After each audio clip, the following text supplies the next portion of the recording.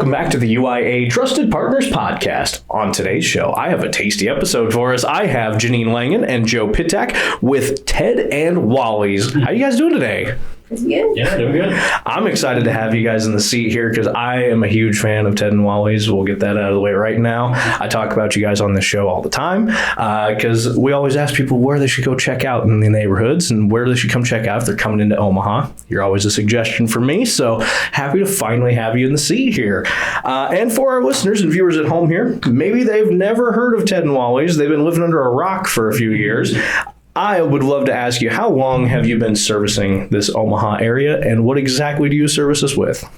Oh, It's been more than 35 years in Omaha. 40 and 26 for Omaha, and then 2 Wow. years before in Lincoln, so it'd be 42. Okay, I'm way off. I'm just like...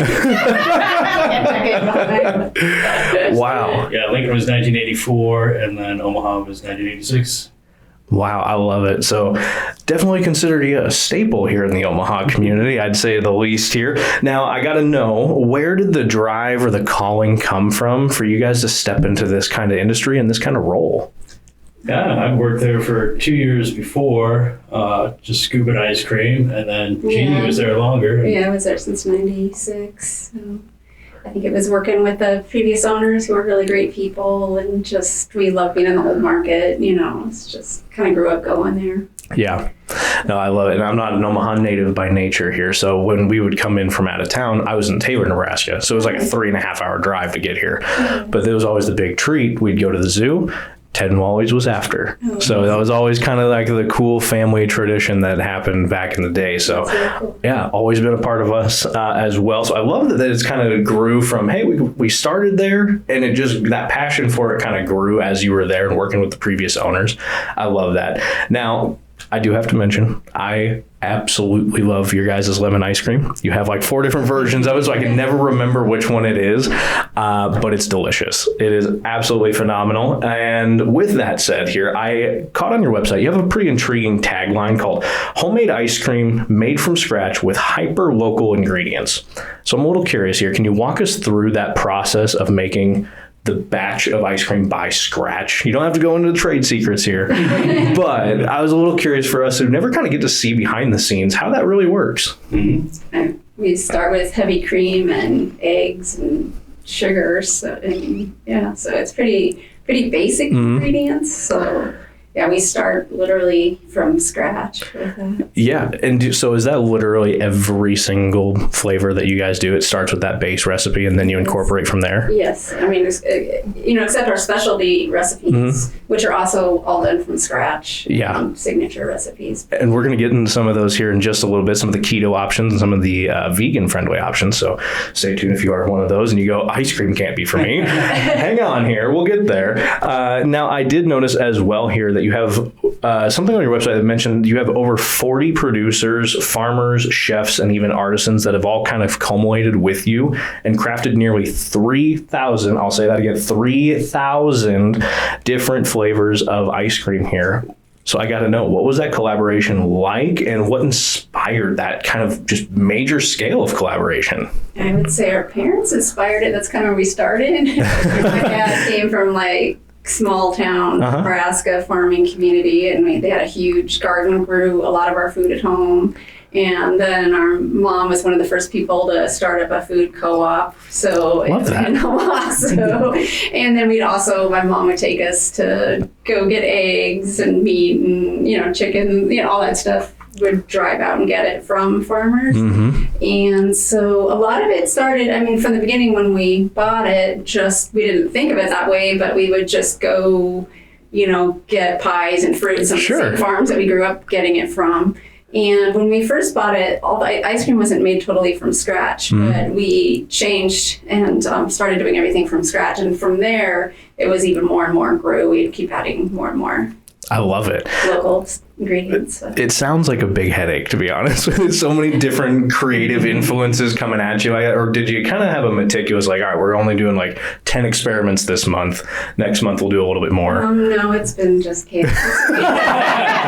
2 locations, and there's been times where, people talk about, aren't you guys going to do a chain or whatever? And it's just so the order list is so complex and all that. Yeah. So we do have some that are just, the Sure. basics, but when you get into all these other flavors, it's kind of goes all over the place. So yeah. And you guys go all over the place with your flavors too, which is awesome because it literally makes an option for everyone. So I would absolutely adore that about Ted and Wally's here. Now, got to highlight here for our viewers to go onto your website because I did notice a lot of really interesting things there. And you actually have a local partners tab. I just wanted to highlight them because those videos on there are amazing.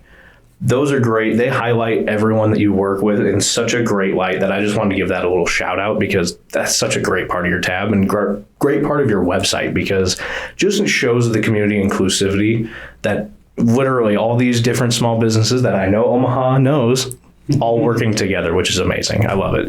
So just a little shout out there here. Now you just don't have ice cream. We'd mentioned this before here. You have vegan options. You have sorbet and you have some vegan ice cream even, as well as keto options for our viewers. I'm a little curious what inspired those options rather than just sticking to the traditional route of just traditional ice cream. Well, originally they had, what did they called ice because their sorbet was different. It was more like. It was like the shaved ice. Yeah. And then they had frozen yogurt, because it was the 80s. Yeah. So because why not? We do frozen yogurt when we do it from scratch with local yogurt. I didn't catch that on there. I missed that well, one. we don't have it every day. Like we used to have that every day. Now we have vegan and keto every day. And then the yogurt we do, and that's the same thing. Like we haven't done it in a while. We should again, because that's my favorite. We do like oats milk ice cream too. Yum. So from like local Yeah. ingredients, of course, and everything too. So yeah, we're kind of all over the place with all those too. But I mean, keto started because one of our regular customers came in all the time, and he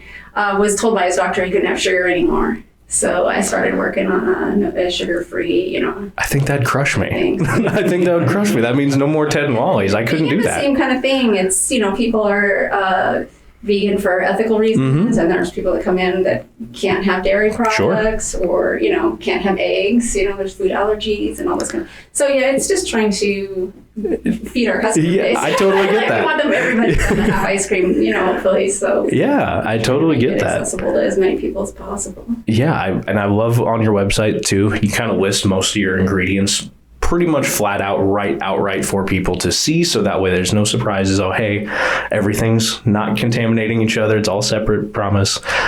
So yeah, really, really transparent on the website as well, which I always love and appreciate. I am a little curious because COVID seems to be the bane of every business's existence right now because we're all starting to feel like pretty much the aftershock is what I'm kind of calling it. Everything just seems out of whack. And I feel like everything's trying to catch back up here, but I am a little curious here. How did COVID impact Ted and Wally's? And if it did, if anything, really, were there any changes to the business maybe afterwards rather than just during COVID? I would say that the issues that we had at the time were definitely supply chain. Sure. You couldn't get a cup to match a lid for a period of time. Right. And I feel like we still have that kind of going on, where some things are discontinued, no longer in production. So I feel like we're that was big with ingredients, and it's still been kind of the aftershocks. Like we are in the process of like updating our website again now because there's been so many, unfortunately, a lot of the small places that have, big places too, people didn't expect that have, gone under or just had to drastically change, their menu and all that kind of stuff. So yeah, I think it affected the whole community really. I do too. And I actually had Max I Walker, they're a dry cleaner here in Omaha. I had them on the show the other day and they were literally talking about the same thing. Same kind of impacts. Like we went from about 20 some odd stores and we're down to like here because it was just a fact of life. That was what they had to do to change and adapt. And Ted and Wally's still going strong with the 2 locations here in Omaha. Is there another one that I'm forgetting about? No, just 2. Just 2? Middle Market. Okay. Did there used to be one in Lincoln? Yeah, so Lincoln is where it originated. Okay. It was in an old gas station. So which is kind of fun because now we're in a Standard oil station in the old market, and then in Benson we're in a mobile oil station. I love it. And so they started in '84, and then they moved. Then they started one in Omaha in '86, and then in '96 they sold the one in Lincoln to one of their employees, Amy Green, who taught Jeannie how to make ice cream. And so and then she changed the name to Ivana Cone, and so it's down in the Haymarket. Okay. So they have the same White Mountain freezers that we do. So we're rock salt and ice. So we're kind of branches of the same tree. Yeah, I like she that. She kind of branched out doing her own recipes. And we went to totally making everything from scratch and doing all our own thing. But there's some similarities, like he was saying, kind of the feel and the back, and the old machines and stuff. That's really cool. And speaking of those machines, I didn't slip a question in there about them, because I'm going to have our editor kind of put in a picture as we're talking about them. Can you kind of describe some of those old machines? Because when people walk in there, I think that's part of the experience. You get to see those ice cream machines in use, and I think it's so cool. Yeah, they're definitely old antiques. Yeah. They don't make them anymore. So when we need parts, I have to go to a machine shop and bring in all the parts. Say, can you make a pattern for this? Yep. And then gotta fabricate it. Yep, fabricate it. So we used to use Row Machine Works, but they all got old and retired. So we've kind of branched out to different places. So we're using like Sioux Foundry up in Sioux City. Yeah. For casting parts, so like caps. So it's a lot of cast iron, like man. that. Yep. So a lot of cast iron. We're using zinc for a while there, but zinc doesn't do well with the salt. Sure. The zinc will just turn into a powder over time. Really? so the cast iron will rust and kind of flake, Sure. hold together. And you can sand it down, use some steel wool and repaint it and get by for a while. But zinc will eventually just Interesting. I never knew that. Yeah, a lot of casting on that. And then the gears, we go to Nycrex down La Vista. Yeah. And so they'll they have a machine, so they'll just take a block of steel and cut it, and they'll cut round bevel the gears with a little square cap in there to turn the can. So it's it's definitely something that you can't just go to Ace Hardware and be like, one of these. Right. Hey, Menard's looking for this. You'll be lost for hours there. No, but I do love that. I think that is such a part of Ted and Wally's that I just personally love as well, because it just keeps that history alive and living history, like those working machines that are still used today. I love that so much. So part of the coolness to me of Ted and Wally's, no pun intended, I suppose. Now, of course, we did already mention it, but just to reiterate, where can we physically come find you here? Down in the Old Market, and where at? Yeah, so Benson at 6023 Maple Street, and then Old Market on 12th and Jackson. We got two locations. Like I said, old gas stations. Our grandfather actually worked building gas stations. Really? AY McDonald Corporation down in downtown Omaha. That's a small world. Yeah, so it feels good to have that come back around. That's super cool. I really love that. Of course, now we know where to physically find you. Where can we digitally find you in the social media world? We're on Facebook. And we're on Instagram, and Perfect. We're on Twitter. Love those. Okay. And I always ask just so we can get you tagged in the right places and these videos posted to the right people here. Now, of course, one of my all-time favorite questions here, if they are having events or a part of events, are you a part of anything coming up that the people need to know about?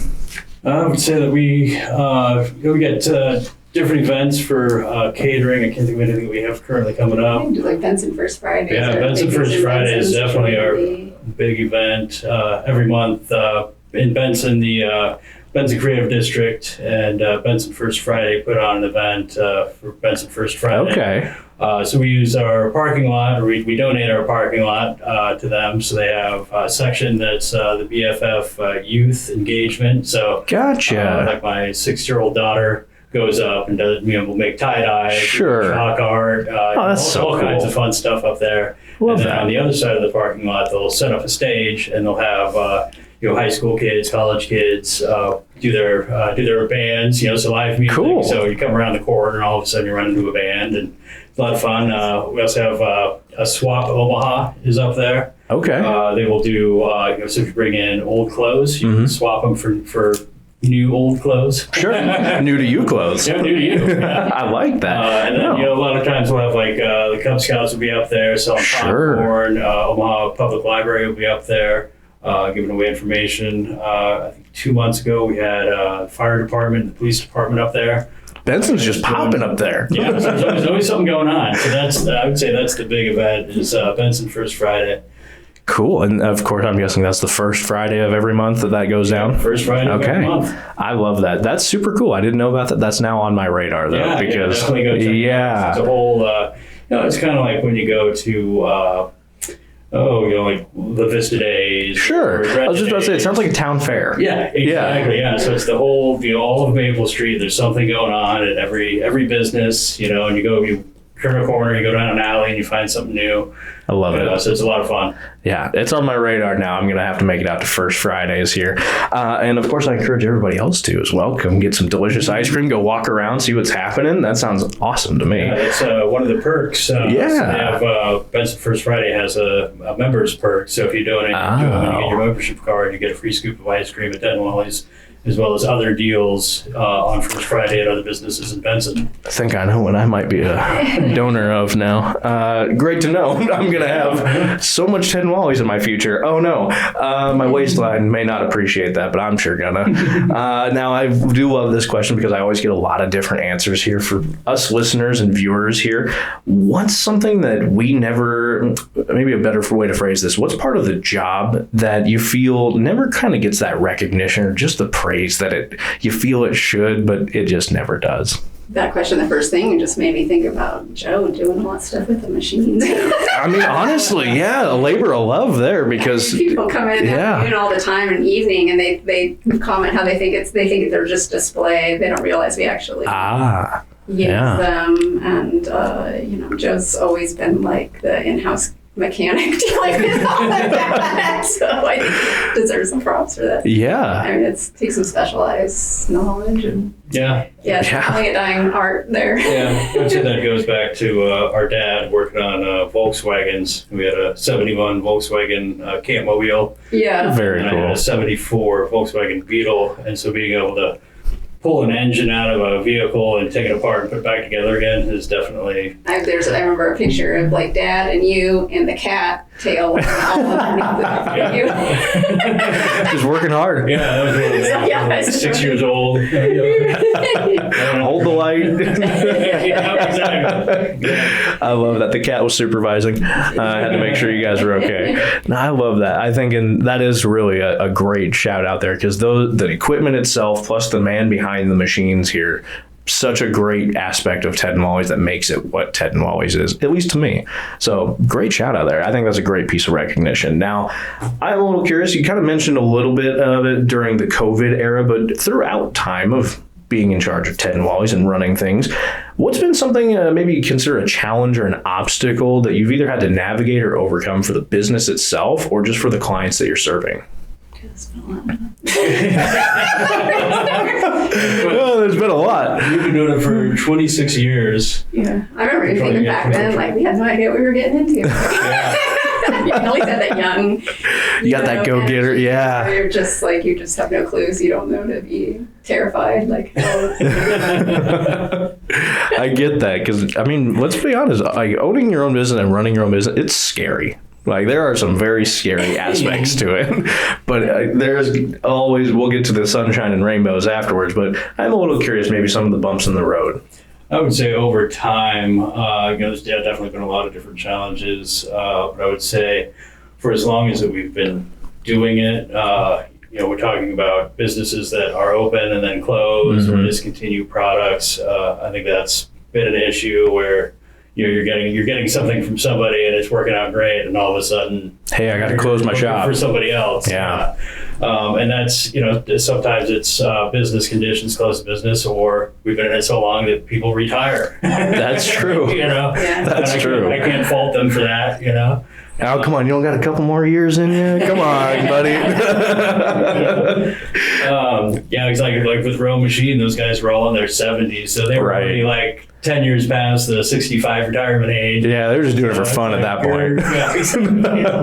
It's time for you to take a break. Go find somebody else. And then kind of cost of goods sold. I think that was another big thing. After COVID was prices of things going up. It's weird what did increase too. Like certain things really haven't, in the grocery stores, they haven't really moved too much. But then almost the key everyday things that we all seemingly took for granted before COVID, like eggs, milk, our generic standard things are just through the roof. Right. Yeah. And it's been interesting too, even with like a lot of the ones where we get produce from farmers and stuff like that. I was telling Joe really sick, and there's just a whole bunch of things we just like haven't been able to get and we normally would, and then you just kind of have to go with it, you know. I think, you know. Just got to adjust and find what you can where you can. Yeah. You know. Do things. And So yeah, we deal in commodities, eggs, milk, sugar, and so those prices fluctuate in the markets, and so 1 year, eggs will be down, but milk will be up. Yep. So it basically offsets each other. Chocolate's going up right now, so that's so you gotta. So hopefully you find something goes up, something goes down, and hopefully you meet in the middle. Right. I think that's what's really smart about your guys' menu and how you designed almost around 3,000 different flavors of ice cream, because that really helps kind of offset some of that. At least my educated guess here would probably be that's a little bit of behind the reason as to why too, because then it's like, okay, well, strawberries are $7 a pound right now. Maybe let's do a raspberry where they're only $2 or $3 a pound, and you can kind of offset some of those too. And that might just be me talking out of my backside here, but just an educated guess. Maybe that's a big reason as to why so many flavors too. Yeah, that's kind of one of the things with the seasons. Some of the summertime, we definitely open up the recipe book, and get deep and do more expensive things, because they're going to go fast. But then in January, it's like, okay, let's shrink back down, back to basics. Don't spend a whole lot of money on ingredients, because we don't have a whole lot of money coming in. Right. We're not making durian in January. Fair enough. Not grabbing out the passion fruit from behind the sink here. Yeah. No, I get that, and I think that makes a lot of sense there. I am a little curious though, because it's not always doom and gloom. There's a lot of fun and a lot of sunshine that gets into your own business and when you are running it here. So just out of curiosity from each of you here, what's been one of the best moments that Ted and Wally's been able to give you? I guess for me, it's been as a chef, like training people to make ice cream and then see them come with really creative things that are like, cute to like their background and their taste and like some really amazing stuff. And so that's really fun to me. And there's other areas of the business like that too, where you see people come in and they really shine at what they're doing with their own, personality. I love that. Yeah. What about you? Yeah, I think for me, it's seeing employees develop over time. Before we bought the business, I was going to school at University of Nebraska to be a school teacher. So I was going to be in education. So it's nice to see, sometimes we'll hire kids at 15 years old, and then you'll get them for 4 years in high school, and then maybe they'll go to Creighton or UNO. Sure. You get them for another 4 years. So you really got to see them grow and change and kind of start their own lives, and you got to see them come back with their kids. And I think at this point we're starting to have people that we used to work with when we started out. Their kids are working for us now, so it's kind of cool to see this continue on, and that's what I really like. Yeah, and that's true with customers too. Yeah, we've had some that have been regulars over the years, and then kind of seen their families, and there's been a few of them that were regulars that passed away, and then it was feel like the other family members, and we get to know them and stuff, and. Yeah, it means a lot. Yeah, I think that just resonates, like how much Ted and Wally's means to the Omaha community. Because anytime I mention it, it's like that's like the staple ice cream place of Omaha. So I think that just is a reflection back to you guys of just the passion that you're putting in. We all love and appreciate. So if nobody ever says it, know that I said it here today, that we really do love and appreciate it. Now, one of my last questions here on our business questions, but then we'll get some fun questions in here. What's something here you want us viewers and listeners to know more about, either when it comes to Ted and Wally's or just about your industry in general? My stumper of a question is the last one. Well, I mean, speaking of the things that make our ice cream unique, maybe. I mean, sure. We use old machines. We have some of the highest butterfat ice cream in the nation, which a lot of people probably don't even know what that means. But enlighten us. We use a lot of eggs, probably more eggs than anybody, so it's actually a custard, but we use probably more heavy cream than anybody. Like when last search I did and stuff, I couldn't find anybody higher, and I was trying to think of which ice cream, the one, I think it was Salt and Straw. But they were talking about I forget what theirs was, 18 or not. It was up there. But they were saying you can't go any higher than this. And I was like, and now we're proving them wrong. They said you can't go higher than that without it being butter. And I'm like, well, we've been serving butter here for several decades. I was like, don't think I've ever tasted butter in my ice cream before, so I think you nailed it. But I think in that kind of way, that's another reason we're a boutique business, because, if you're doing that as a chain and you have to, Right. I mean, of course we are a business and we have to watch our costs and we have to do all that and but because we're a boutique and smaller business, we can do some of this higher quality ice cream, and then we do try to do a lot of locally sourced and very complex, good recipes. And then we're also not purists. I mean, we use do fun stuff with just Oreos and other, what I mean? Why not? Why not? That's how we were kind of like.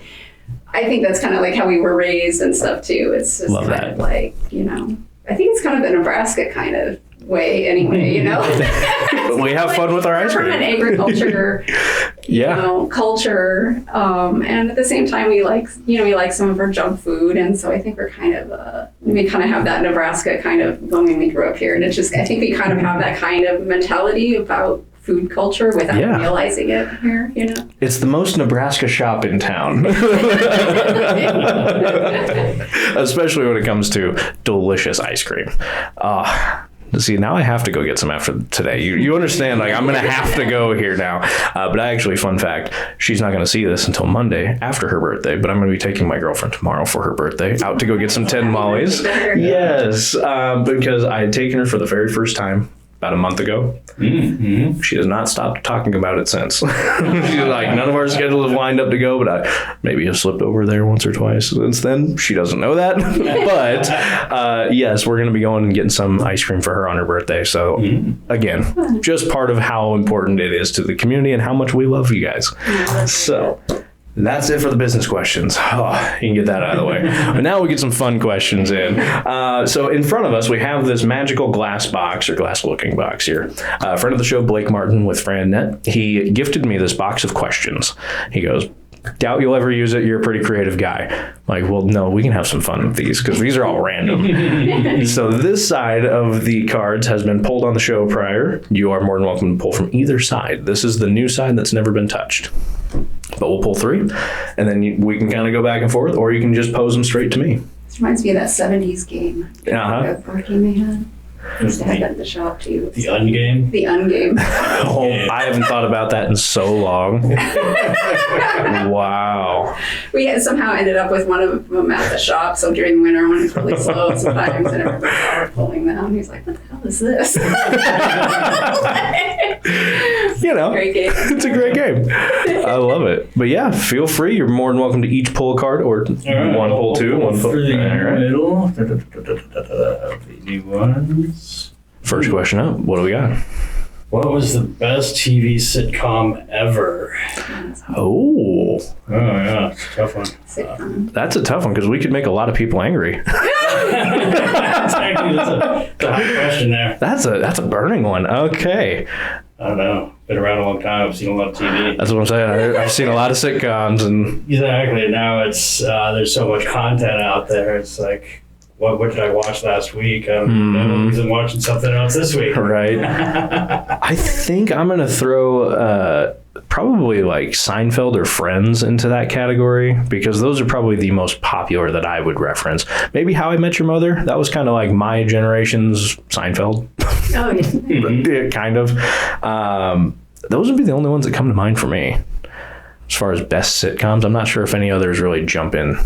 Yeah, my mind's going back to when we were kids and things like Chips. Yeah. Yeah. I used to have a Chips motorcycle, kids motorcycle. Chips. Oh, man. And it had a poster of the 2 main guys in it.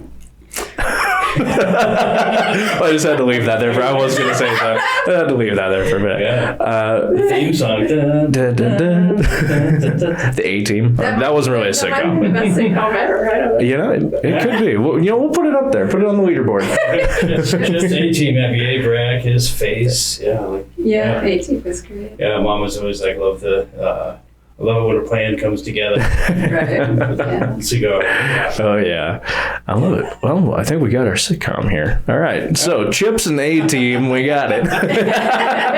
Yeah, I was thinking about Mom and Magnum PI. Oh yeah, Yeah. that's a good one. And she was just like all the women. She was like, he's so handsome.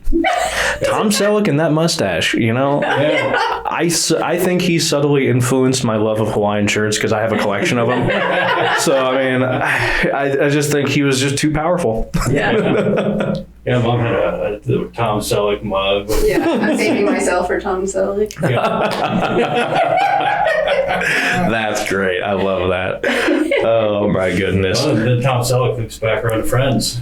That's true. He was on Friends for a little while. right? Yeah, he dated Monica. Oh, okay. I forget her name. Courtney Cox. Courtney Cox, yeah. Yeah, I think he was there for like multiple episodes too. Yeah. He was a recurring character. That's so funny too, because I don't even think he had a mustache in those ones. No. I think he was actually clean shaven, and then there was one episode he had it. It's frightening. Not really. I'm just kidding. But we'll grab another question here. Oh gosh. And if What's it's a your bet. favorite dessert? Well, ice cream, of course. Ice cream.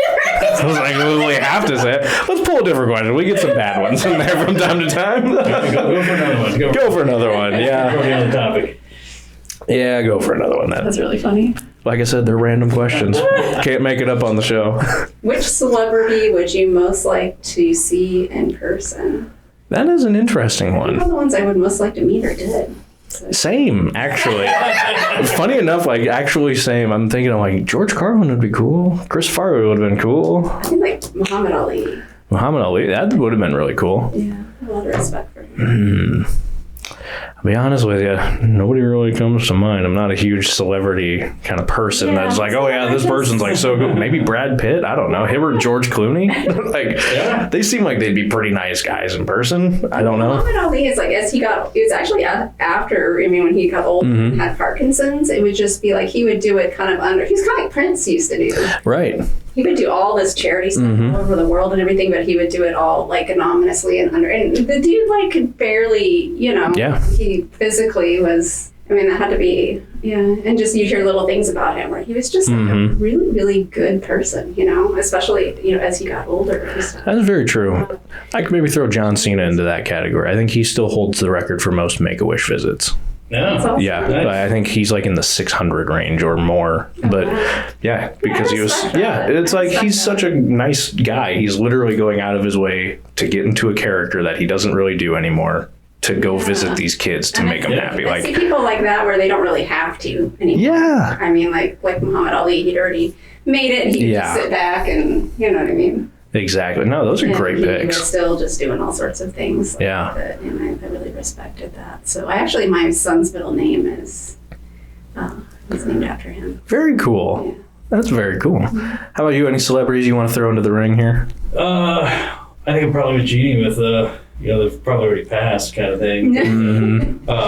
I've done a lot of travel in my time, so I've gone to like historic cemeteries. Love that. So I'd say like Père Lachaise in Paris was super cool because all the mausoleums, you know, just the design, I did the artwork, the sculpture of them was really cool.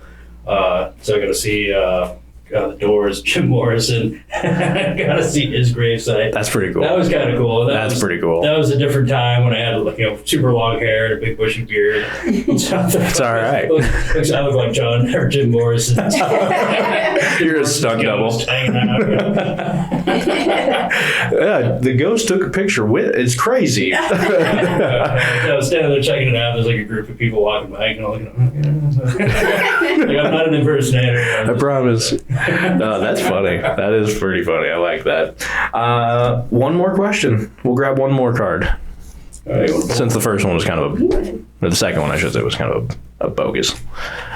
if you could spend the weekend in any city, which would you choose? I'm going to say Athens, Greece, because I've never been there and I've always wanted to go. That would be like beautiful. Yeah, I'm like, I love that culture. I'm a big ancient history kind of dork anyway. So to me, that'd be a really cool place to just magically pop into and be like, I'm here now. This is great. Check out the Acropolis. Yeah. Seafood's great out of the Mediterranean. Mm. Get yourself some grilled octopus. Might not be coming back. Right. How about you guys? Where do you think you'd pop up if you were to be able to pop up?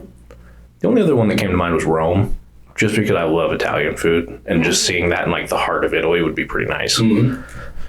I think my favorite place was Buzios, Brazil. It was just a little resort town, hanging out in a cabana, and we were watching some guy fish off some rocks. Like, oh, that looks great. Just hanging out.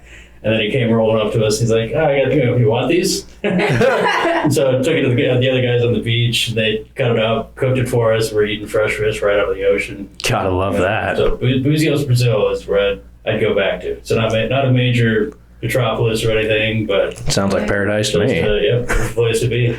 Sounds beautiful. I love that. I guess I've always wanted to go to Bulgaria. So city there, but I really like Eastern Europe a lot. There's a lot of fascinating culture that way. Beautiful, the history and just a lot of the area, the people. I don't know, just everything comes out of the culture. Probably because we're a lot Slavic, both sides of his family, so it's probably like, I don't know, what's the culture on that? But things I've seen of Bulgaria just looks just amazingly beautiful, and I like that part of Europe too, just because there's just really aren't all the tourist traffic and all of that, like you're less likely to have people that speak English and you're just brush up on your native language of Bulgaria. I'm not sure what they speak. I don't know how to explain it, but it's just more real. And I don't know, authentic gets used a lot, but I think it's a more real experience when you go to some of those lesser known places. To learn their language a little bit, understand their culture a little bit more, and I just like the energy I feel when I'm in those. I'm with you. I'm with you. Those are some great picks. Great picks on places to go, guys. I love that. Now moving into my next question here, staple on the show. I always ask people, hey, if I'm coming in from out of town, I've never been to Omaha before, I've got to kill some time while you wrap up work. Where should I go check out? What should I go see? So what's my Mount Rushmore that I got to go see here? I think right now the whole riverfront is super cool.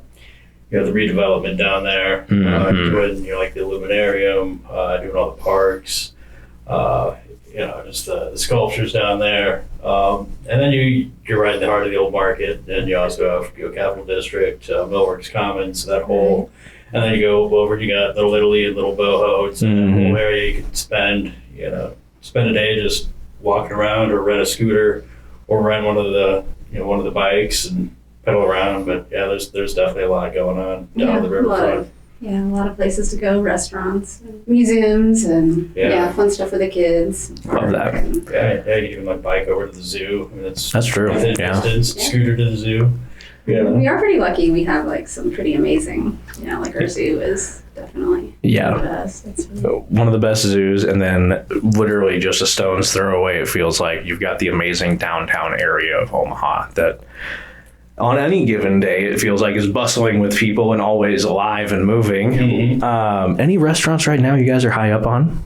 I always like to ask that one as part of the Mount Rush, because I'm like, we have so many new ones pop up. I always love to see if anybody's just like, oh, I tried this, it's great. Yeah, I think Yoshitomo and Koji, super good. My kids agree with that one.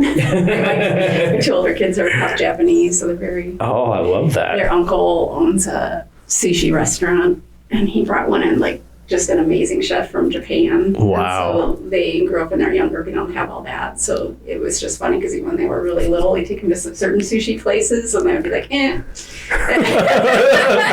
Sushi spoiled. I love that though. But they do love Yoshitomo. Yeah. Yoshitomo's one that's still on my radar. That's one that I'm sorry if you're watching, I forget about from time to time. So I always, whenever I hear it, I'm like, I got to write that down. Maybe I'll remember it. Because I always hear great things about it, that it's delicious, it's fresh. So it's on my list again. I promise I'll get there. Only promised that a couple times on the show, I promise. My last question here, and then I got to cut you guys free because I can't keep you here all day as much as I'd like to keep asking you questions. But my very last question here is, what is something here in Omaha that you wish either more people knew about or more people supported more? I think the Rose Theater is pretty cool. Oh. Where they restored an old theater, instead of knocking it down. Omaha's known for bringing out the wrecking ball and taking things out and rebuilding. So it's nice to see preservation, and then the programs that they do for children, whether it be like stage design, costume design, or learning to act. Very cool. I think it's really cool programs. And then they also provide shows, for sensory. So they'll give warnings, for autistic children. Sure. So they don't get overstimulated. So they really, I think of a whole holistic approach to. Yeah, Rose is pretty cool. I love that. I'm honestly hidden gem. Didn't even know about that. So they're on the list now. I'm going to go talk to them. I will, because that's actually a really cool highlight. I don't think anybody's ever mentioned it on the show. So a first up here. And one that I think is really cool is Next Foundation. It's down in the Millworks area. And they're fairly new, but they do, they're like...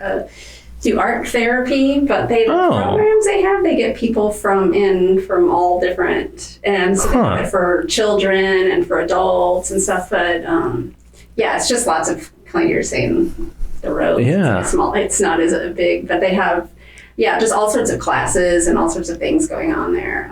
That it's super super cool. I think really unique. And that was called Next Foundation. Yeah. Okay, I'm gonna have to check that out too. That sounds super neat. If you have kids and stuff like that, and they do things for grown-ups. They do like therapeutic kind of things, and then they do things like that are just really fun like creative classes and stuff. So it's kind of, they have something for pretty much everybody. But I was kind of excited when I found them, because it's something really unique that I haven't seen in Omaha, like the kind of scale that No, I love that. I'm definitely going to reach out to them to see if they want to come onto the show, because that sounds really cool. A thing in for Hot Shops, which is I've been a resident artist there that's right across the street. So I should but Hot Shops isn't the only one in Omaha, but there's a lot of collectives like that of artists where you can go in, the public can go in, and you can go and look around and see all kinds of artists, like glass blowers and painters, and we have some really really beautifully talented people in Omaha. Whether you go to any of the collectives or just the art museums in general, we have some amazing talent in Omaha. We really do. It's unbelievable. So I'm gonna have to go try to find some artwork with Hot Shops, so I need to come check out. I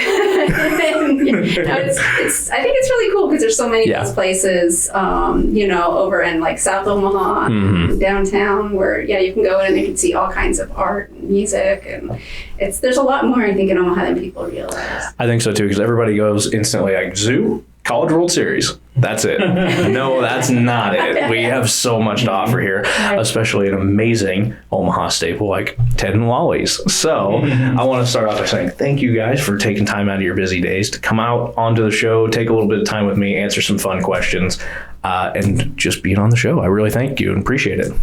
Oh, you're welcome. Thank you. Of course, always happy. And of course, thank you, viewers at home. We've had the distinct pleasure to sit down with Jeanne, I can't say your name, I'm sorry. How about I try that again? Jeanne Langen. Yeah. Joe Pitak. Sorry. Yours was the name I thought I was going to trip up on, not Jeanne. I'm sorry about that. And of course. Because people ask me to go like Jeanne or Jeannie. I'm like, I go by whatever. Like, my grandpa always said, you can call me whatever, just don't call me late for lunch. So. I'm with your grandpa. Yeah, right?